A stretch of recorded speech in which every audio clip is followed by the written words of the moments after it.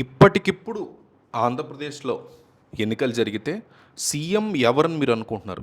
నేను channel subscribe చేయమంటలేదు, ఒక్క comment అడుగుతున్నాను అంతే.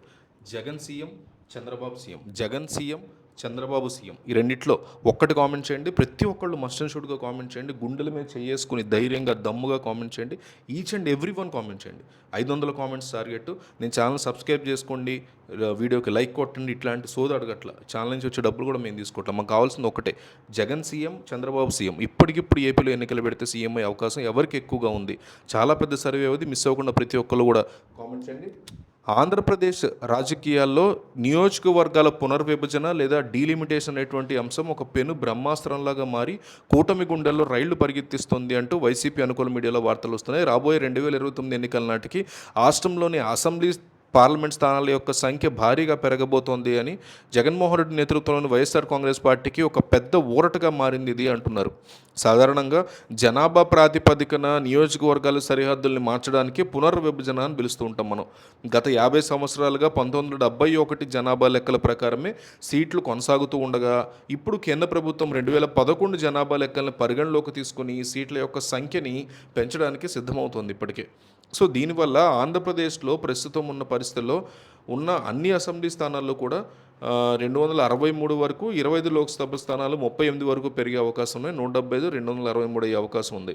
నియోజకవర్గాల యొక్క సంఖ్య పెరగడం అనేది జగన్కి రాజకీయంగా ఎంతో మేలు చేస్తుంది అనే విశ్లేషణలు చాలా స్ట్రాంగ్గా వినిపిస్తున్నాయి. సీట్లు పెరిగినప్పుడు పార్టీలోని ఆశావహులకి, ద్వితీయ శ్రేణి నాయకులకి ఎక్కువ అవకాశాలు కల్పించేటువంటి వీలు ఎవరికైనా కూడా ఉంటుంది. నియోజకవర్గం ఒకటే అయితే అందులో ఉన్నటువంటి గ్రూప్ రాజకీయాలు ఎక్కువ ఉంటాయి. వాటికి చెక్ పెట్టి అందులో ఉన్న వేరే స్థానాల్లో కీలకంగా ఉన్నటువంటి నాయకులకి సర్దుబాటు చేయొచ్చు సీట్లు. ఒంటరిగా పోటీ చేసే పార్టీలకి ఈ విభజన ఒక బలమైనటువంటి అస్త్రంగా మారే ఛాన్సెస్ ఉంటాయి. జగన్మోహన్ రెడ్డి ఇప్పటికే ఈ పునర్విభజన ప్రక్రియకి తన పూర్తి మద్దతు ప్రకటించడం కూడా గమనార్హంగా చెప్పుకోవాలి. మరోవైపు ఈ పరిణామం తెలుగుదేశం, జనసేన, బీజేపీ కూటమికి ఒక పెను సవాలుగా మారబోతుంది.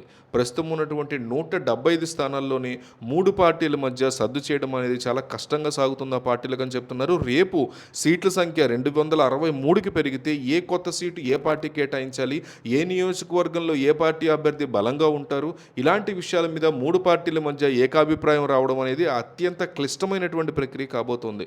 ఈ సీట్ల సర్దుబాటు గొడవలతో కూటమిలో అంతర్గత విభేదాలు తలెత్తితే అది జగన్కి మరింత లాభాన్ని చేకూర్చే ఛాన్సెస్ గట్టిగా ఉంటాయి. ఈ పునర్విభజన ప్రక్రియ మొత్తం కూడా రిటైర్డ్ సుప్రీంకోర్టు న్యాయమూర్తులు, ఎన్నికల కమిషన్ల యొక్క పర్యవేక్షణలో జరగబోతోంది. కేవలం రాజకీయాల కోసమే కాకుండా భౌగోళిక జనాభా సమతుల్యతని పాటిస్తూ ఈ మార్పులు రాబోతున్నాయి అంటున్నారు విశ్లేషకులు. 2029 ఎన్నికల నాటికి రాష్ట్ర రాజకీయ ముఖచిత్రం పూర్తిగా మారిపోయేటువంటి అవకాశాలు చాలా క్లియర్ కట్గా కనిపిస్తున్నాయి.